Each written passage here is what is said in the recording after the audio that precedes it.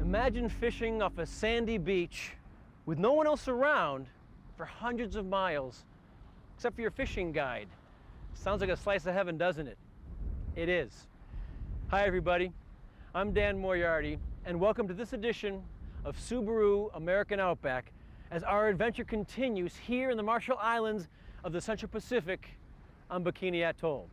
This week we're going to fish the reefs for bluefin trevally, one of the greatest game fish in the world, relatively unknown to most U.S. anglers. Plus, we're going to show you a sight that is just about unbelievable. So many sharks on the end of our boat, you'd swear they're going to climb on board.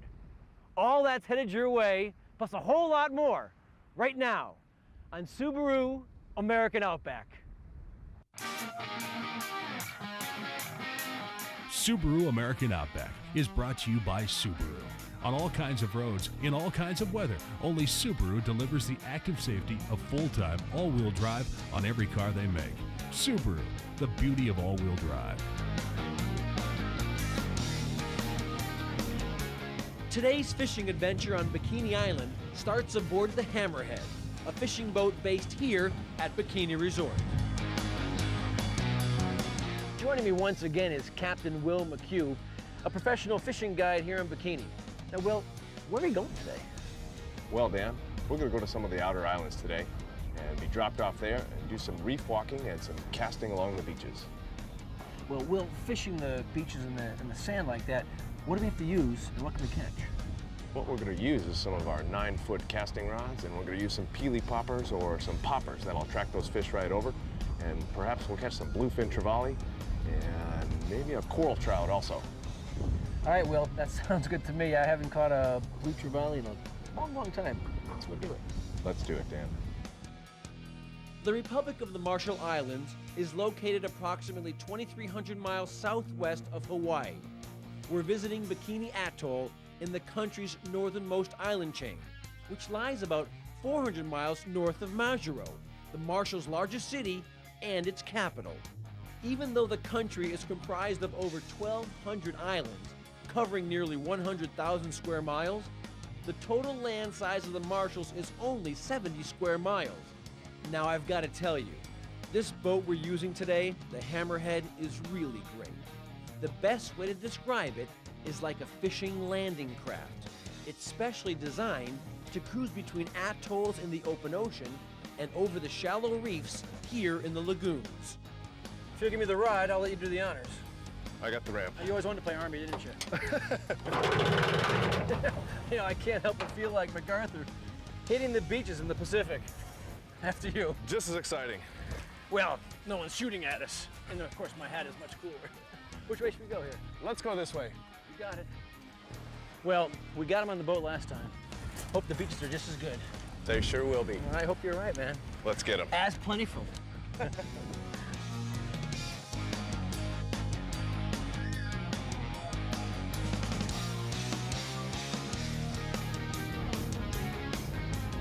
Something to chicken in mine already, it looks like. Ooh, fish on. Beautiful, looks like a coral trout. He's right in that school of mullet. This one may be 12, 15 pounds. I'm gonna back up a little bit, give myself a little extra clearance to clear those coral heads. These coral trout sit in the coral and then cruise out and snap up those mullet. That's what my lure looks like, is a mullet. He's coming over here, I'm gonna put him on a little angle. He's coming in shallow. This guy's beautiful.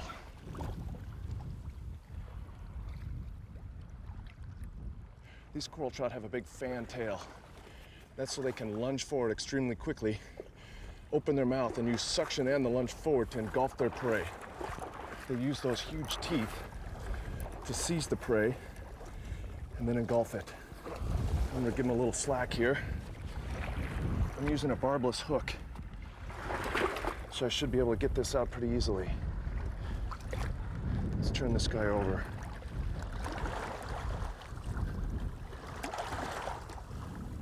He's got it right in the corner of his mouth. We use these barbless hooks. We can get that out a little bit easier. What a beautiful fish. Look at those blue spots.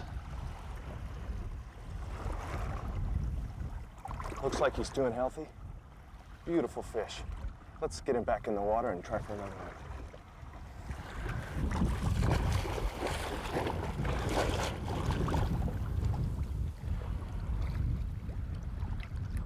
Move him around a little bit. Get some oxygen back going through those gills. Takes a little bit out of him.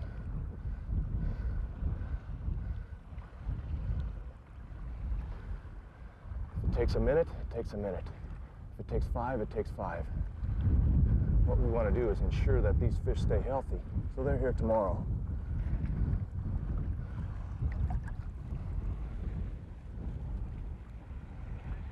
Beautiful.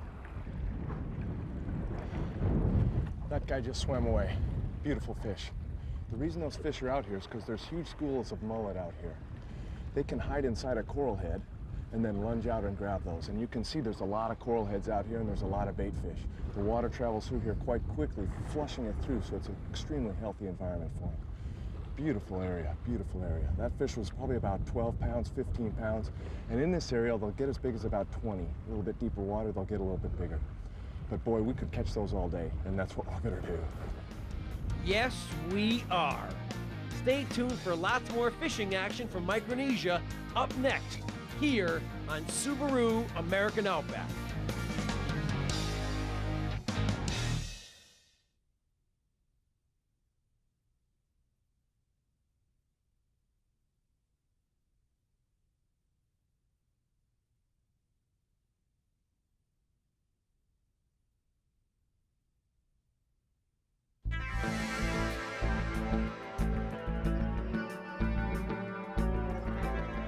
There's nothing I like saying better than fish on.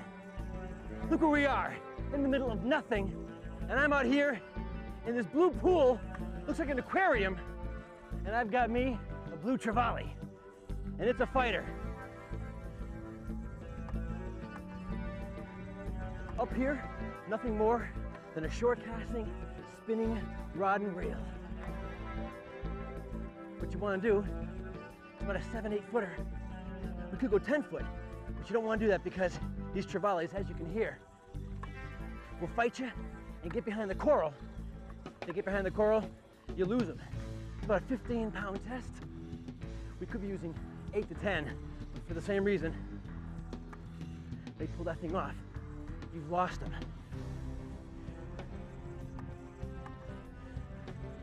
You can even fight these guys with a 30 or 40-pound test. Of course, the test would be too big for the fish, but the way they fight and get behind the coral,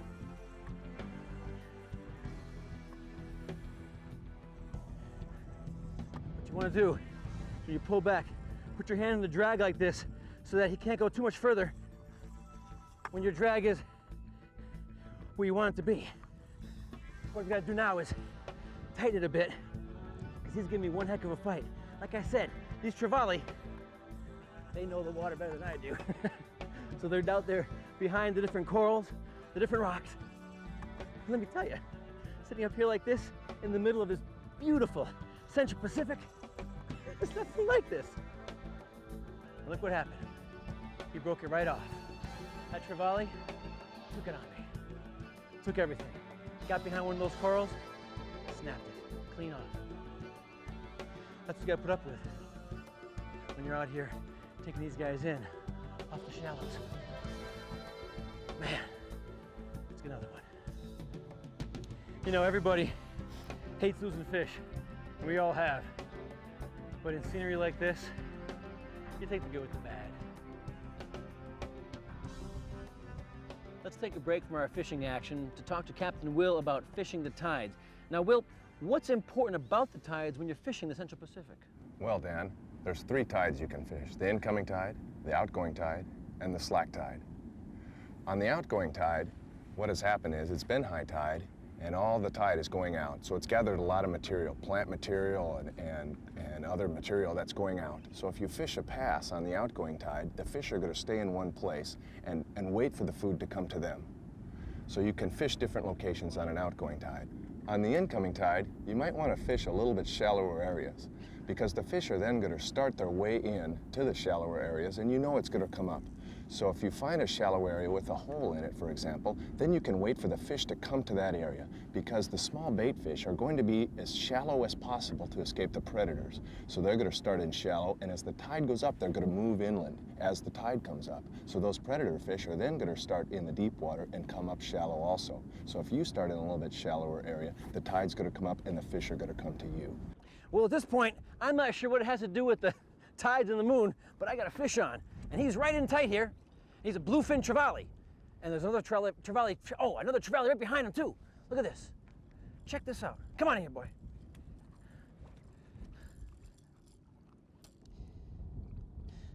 Check him out. Look at that guy. Nice spots. Bluefin trevally, not too big, but you know what? We're gonna put him back in the water. We'll catch him some other time. And in the meantime, go after something bigger.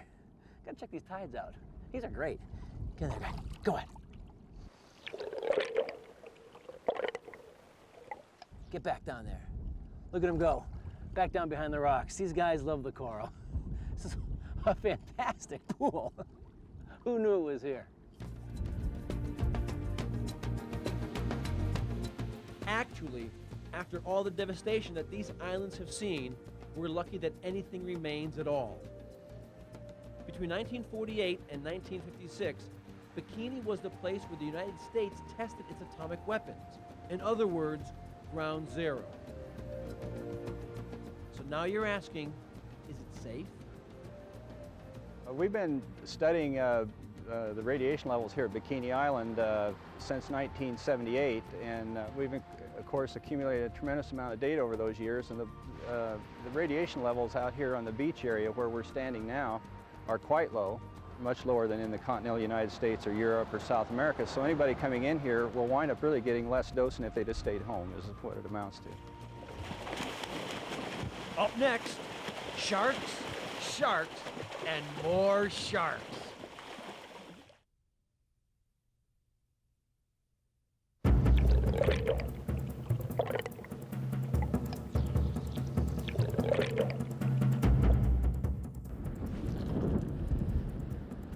That's a nice cast. Folks, while I'm waiting on my next hookup, and I will get a next hookup, I've got to share something with you. Something I didn't believe, and I'm telling you, you're not going to believe it. On the way out here, we went past an inlet. They call it Shark Inlet. And you're going to see, for obvious reasons, why they call it that. Now, your summer cabin, end of the dock, a bunch of minnows swimming around, hundreds of them. Picture them, but make them 8 to 10 foot sharks. No kidding. And literally, hundreds of them. Your eyes are not going to believe what you're going to see. Take a look.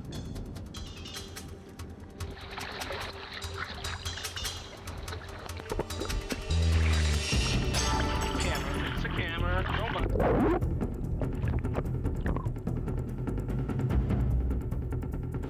You're probably wondering, just like I am, what are all these sharks doing here? Well, we are in the Bikini Atoll. Now, behind all the way around is 20 miles of coral reef, and out to the left-hand side here is just a big opening, the last opening, in fact, to the Pacific Ocean. What it acts like is a funnel system. So all of the fish are in this area. The feeding fish, the little fish, the big fish. It's a chain, right? The food chain. Who's the king of the food chain out here? Those guys. So where the food is, that's where they're gonna be. And that's one place that I don't wanna be. Check them out. Gray reef sharks.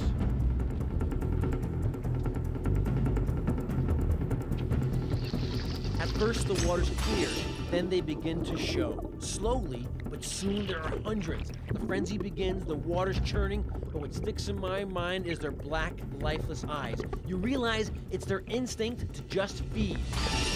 I feel safe in the boat, at the same time uneasy, because I'm in their territory. Well,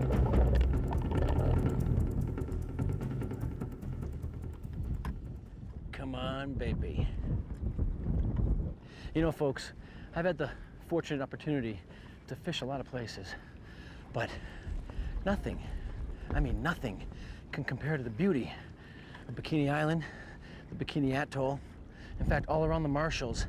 To think what happened here 50 years ago and the beauty that is here now, untouched. There's no words for it. It's incredible.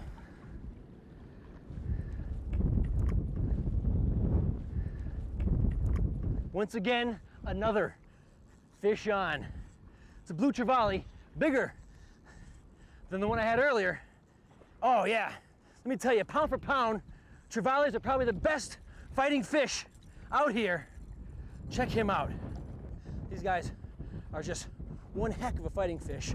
You gotta be careful when you're out here in the coral with them, because they'll get behind a rock, a reef, whatever, and you'll lose them. Look at the size of that hook and the size of this fish. He's obviously very hungry. Let's get him back in the water and revive him so we don't lose him.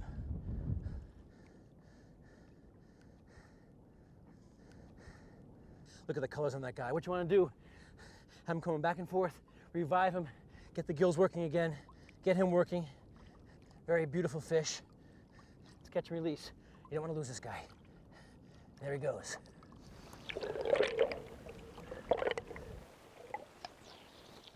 Ha! What a beautiful fish. What a great day of fishing. Now, when you're out here doing this kind of work and you got these poppers, what you want to keep in mind is jigging. Just like when you're deep sea jigging, you know, out in the middle of the ocean doing that, same idea here with this popper, because what it does, it jigs back and forth as if it's hurt. The fish see it, they go for it. As you can tell, that last fish is very hungry, went after a pretty big popper. Keep that in mind. It's fun, it's a challenge, you're always in the game, and fishing is a game. It's not as easy as it looks. We'll be right back with more from Bikini Island on Subaru American Outback right after this.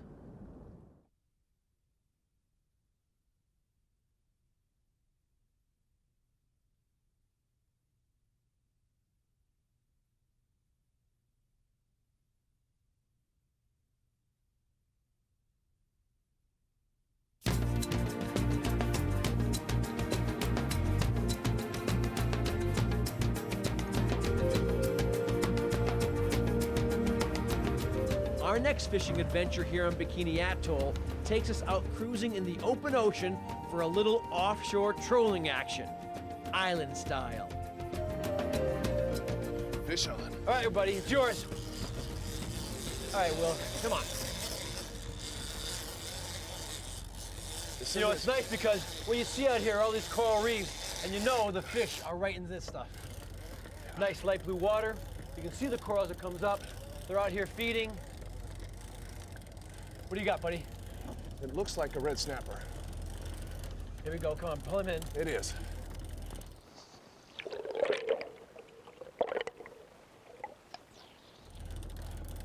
Man, I gotta tell you, these waters are just full of these guys. Bring him in close.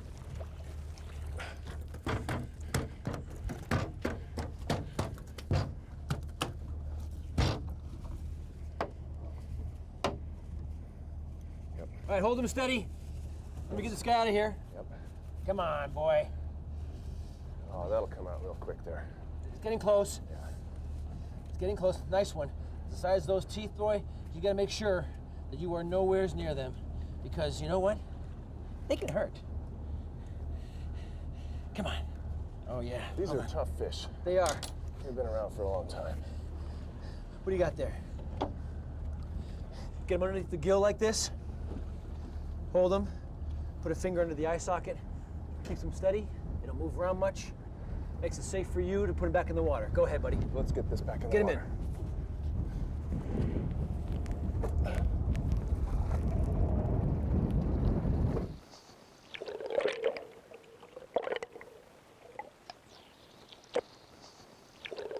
Beautiful.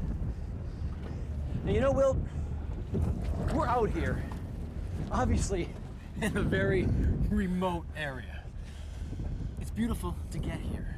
It's beautiful being here, which is why it's so remote. When Right. people come out here, they have to know if you don't have it, you don't get it. That's What should they right. make sure they bring so that they're ready for anything? Well, we're in the tropics, so the sun is a lot brighter. You'll need to bring a good pair of sunglasses, a good hat, and some sunscreen to protect yourself from the sun. Also, if you've got some lightweight long sleeve shirts, that'll help a little bit. Some quick drying shorts, that's basically the clothing that you're gonna need. For the fishing gear, it's tough to get gear out here. So what I would recommend is bring your favorite rod and reel. Bring a couple of them. Bring some extra swivel, some extra line, some of the extra gear that you're gonna need so that you can accomplish the fishing that you'd like. Whether it's jigging, casting, trolling, fly fishing, you name it. We've got all different fish out here, so bring the gear that you would like to specifically use catch everything out to there. catch everything out there. Make That's sure you right. get everything for all kinds of fish, and also make sure you bring your forearms and your shoulders. As you can tell, it's quite a workout. This is incredible. Subaru American Outback will return with more from the Marshall Islands right after this.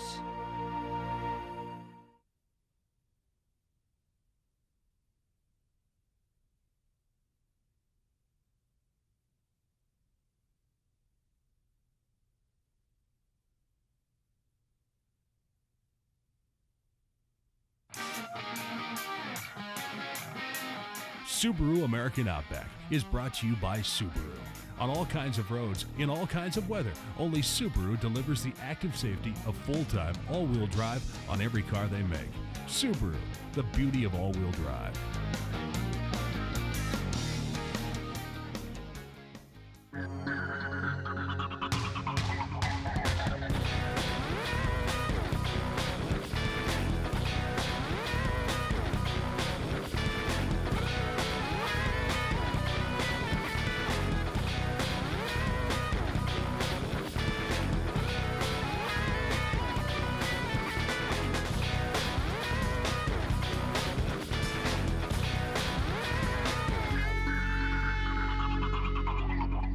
Well, unfortunately, our trip to Bikini is just about over. It's magical. I gotta tell you, I'm gonna miss this place. Now, I've been to the Caribbean, I've been to Hawaii, but the Marshall Islands and Bikini Atoll will always hold a special place in my heart. The fishing? Well, you saw it. How can it get any better? And those sharks? I told you they were unbelievable. Now, when I first heard I was coming to the Bikini Islands, of course, I was apprehensive, as any of us would be, but we read up on it. We came here, we saw how safe it is, and let me tell you, it's beautiful, it's serene, it's one of a kind. You gotta experience it for yourself. I'm Dan Moriarty, and I'll see you somewhere else down the road, or perhaps on another ocean, for more outdoor adventure on Subaru American Outback. Bye-bye now.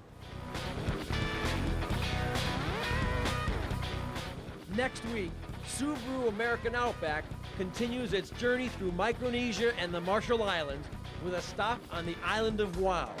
We'll hit the flats for some exciting light tackle action, plus explore a sunken Japanese battleship lying 180 feet below the surface. All that and more is coming your way on the next Subaru American Outback. Air transportation for Subaru American Outback is provided by Continental Airlines.